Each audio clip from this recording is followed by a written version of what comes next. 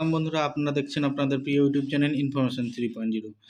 তো আজকে একটি গুরুত্বপূর্ণ আপডেট নিয়ে আবারও তোমাদের সাথে চলে এলাম।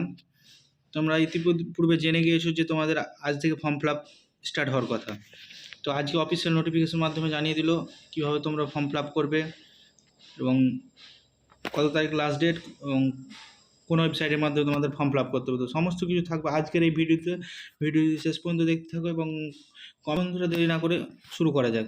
দেখো তোমরা, আমি রয়েছি wbbpe.org এর অফিসিয়াল ওয়েবসাইট। এই অফিসিয়াল ওয়েবসাইটে একটু নিচে দিকে দেখলে দেখা যাবে notification for submission of online application form appearing in the teacher eligibility test 2022, অর্থাৎ ক্লাস 1 to 5, অর্থাৎ 1 থেকে 5-এর যে তোমাদের টেট এক্সামটি সংঘটিত হতে চলেছে সেটার দেখো অফিসিয়াল নোটিফিকেশান আজ দিয়ে দিল।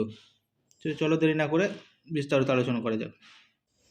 দেখো তোমাদের অফিসিয়াল নোটিফিকেশনটি 14/10/2022 ডেটে তোমাদের প্রকাশিত হয়েছে, যেটা মেমো নাম্বার তোমরা অন স্ক্রিন দেখতে পাচ্ছ, যেখানে কী বলা হয়েছে দেখো, submission of online application form for appearing in teachers eligibility test 2022, অর্থাৎ তোমাদের অনলাইন সাবমিশন করতে হবে অ্যাপ্লিকেশন।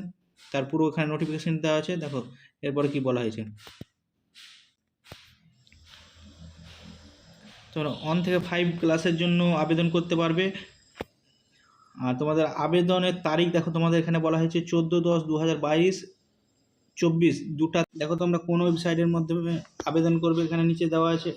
তার আগে বলে রাখি, দেখো এখানে কি বলা হয়েছে, অর্থাৎ অ্যাপ্লিকেশনের তারিখ কত থেকে কত পর্যন্ত তোমরা আবেদন করতে হবে। আজ 4টা থেকে 14 তারিখ, দেখো 14/10/2022 4টা থেকে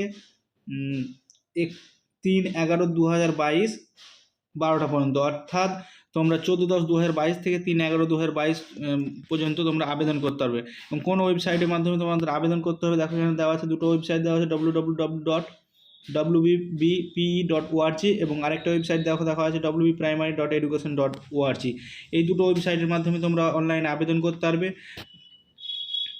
তোমরা 1 থেকে 5 ক্লাসের জন্য আবেদন করতে পারবে। এখানে দেওয়া আছে দেখো, যেখানে তোমরা online application for teacher eligibility test 2022 জন্য আবেদন করতে পারবে। তো এর সম্পূর্ণ প্রসেস আমি তোমাদের পরের ভিডিও আকারে দেখিয়ে দেবো কীভাবে তোমরা অনলাইন আবেদন করবে। আর আবেদন করার সময় একদম সঠিক তথ্য দেবে, কোনো ভুল তথ্য দেবে না, হয়তো পরে তোমাদের কোনো প্রবলেম ফেস করতে হতে পারে। ইয়ারে